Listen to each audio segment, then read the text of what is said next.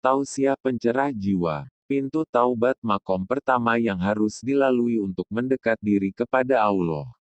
Seorang hamba tidak akan bisa beribadah dengan sungguh-sungguh dan diterima Allah apabila jiwanya belum ditempa dalam makom taubat. Salat, puasa, zikir dan seluruh ibadah yang ditetapkan Allah atasnya tidak akan berfungsi dengan baik apabila tidak melalui pintu taubat. Yang dimaksud taubat adalah rujuk ilallah, kembali kepada Allah. Seluruh manusia memiliki potensi untuk berbuat kesalahan, sebagaimana disebutkan dalam suatu hadits. Kulu bani Adam khoto'un wa khairul khoto'in atawa abun, setiap anak bani Adam berdosa, dan sebaik-baik orang yang berdosa adalah mereka yang kembali kepada Allah subhanahu wa ta'ala atau bertaubat. Taubat adalah bentuk usaha jiwa atau ruhani, batiniah kita agar tetap berdiri pada jalan Allah subhanahu wa ta'ala. Ketika ia melenceng dari jalan tersebut maka ia kembali lagi kepada rel kebenaran yang lurus. Makom taubat mesti dilalui sebagai sarana perbaikan diri dan pembersihan jiwa. Usaha taubat bukanlah kegiatan tahunan, melainkan rutinitas harian seseorang yang telah ditetapkan memiliki kekurangan dan kesalahan. Esensi taubat pertama adalah al-itiraf, yakni pengakuan jujur dan tulus di hadapan Allah subhanahu wa ta'ala atas segala kezaliman, kemaksiatan, kesalahan yang telah dilakukannya. Dengan pengakuan objektif tersebut ada harapan akan bimbingan dan pemeliharaan Allah. Saat seseorang duduk merenungi kekurangan diri dan melakukan taubat adalah saat yang sangat mahal dan berharga dalam kehidupannya. Waktu di mana seseorang merasa hina, berlumur dosa, mengakui kesalahan di hadapan Allah merupakan momentum yang tinggi nilainya di hadapan Allah subhanahu wa ta'ala. Karena jiwa yang diselimuti kondisi tersebut akan senantiasa dalam bimbingan dan rahmat-Nya.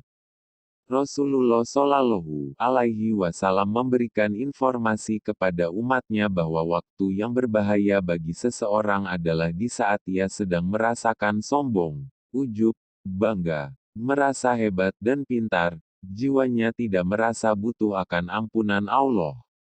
Kondisi tersebut menyebabkan bimbingan dan rahmat Allah terputus kepadanya. Dengan melakukan taubat dengan diiringi esensi itirafnya, ia akan menaiki makom selanjutnya berupa seluruh rangkaian ibadah. Seluruh rangkaian ibadah hakikatnya jalan menuju Allah dan ridhonya. Salat, puasa, membaca Quran, berzikir, berbuat kebaikan adalah jalan-jalan menuju kepada Allah. Begitu banyak jalan menuju kepadanya, tapi pintu gerbangnya adalah satu, yakni taubat kepada Allah. Allah subhanahu wa ta'ala berfirman, Qad aflaha man tazakka wa dzakara rasma rabbih fasola, sungguh beruntung orang yang membersihkan diri, dan menyebut nama Tuhannya lalu ia melaksanakan sholat. Akan berbahagia orang yang selalu membersihkan dirinya lewat taubat.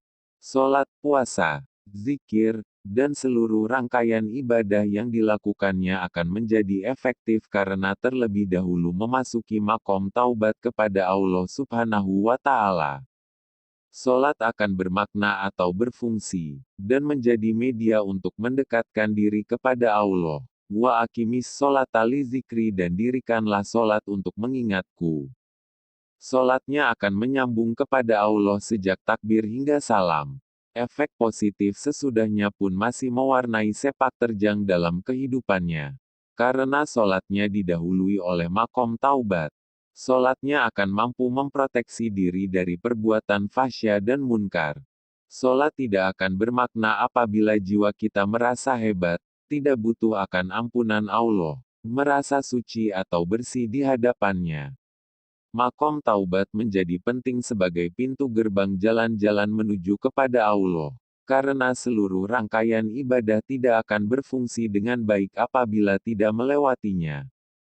Dari sekian jalan menuju kepada Allah terdapat satu jalan yang paling cepat untuk sampai kepadanya, yakni zikir atau aqrabut turuq ilallah. Dengan zikir akan menggerakkan hati tersambung kepada Allah.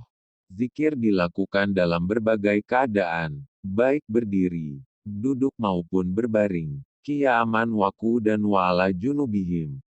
Kondisi demikian menunjukkan cara berzikir yang dapat dilakukan secara jahar atau suara keras, khafi atau suara perlahan, dan sir atau dalam hati.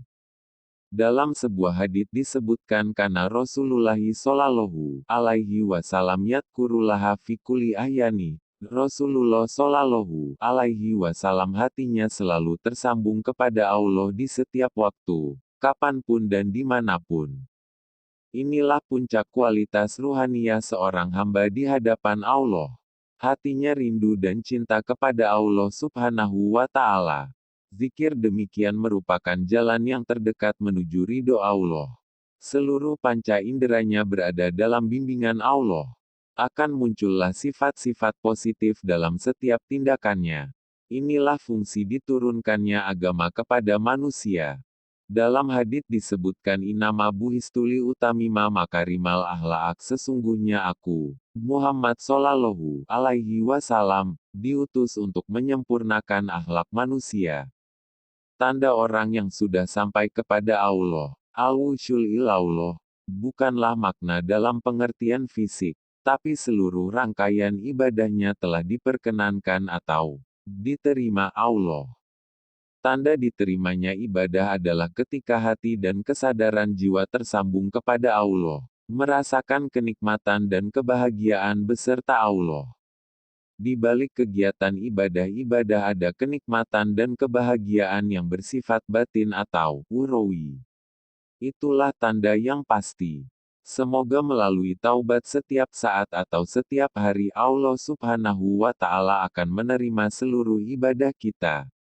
Dengan taubat yang sungguh-sungguh Allah akan memberikan jaminan 3 perkara. Pertama, jalalahu min kulli hamain faroja. Allah jadikan bingung dan gelisahnya menjadi ketenangan dan kedamaian.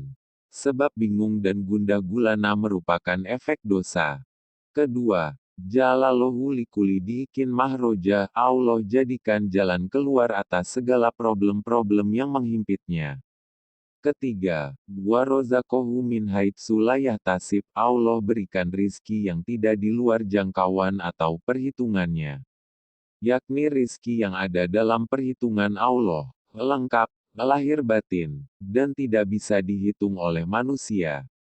Demikianlah karunia Allah Subhanahu wa Ta'ala bagi orang yang mau mengistiqomahkan bertaubat kepada Allah Subhanahu wa Ta'ala. Tausiah sang pencerah jiwa. Semoga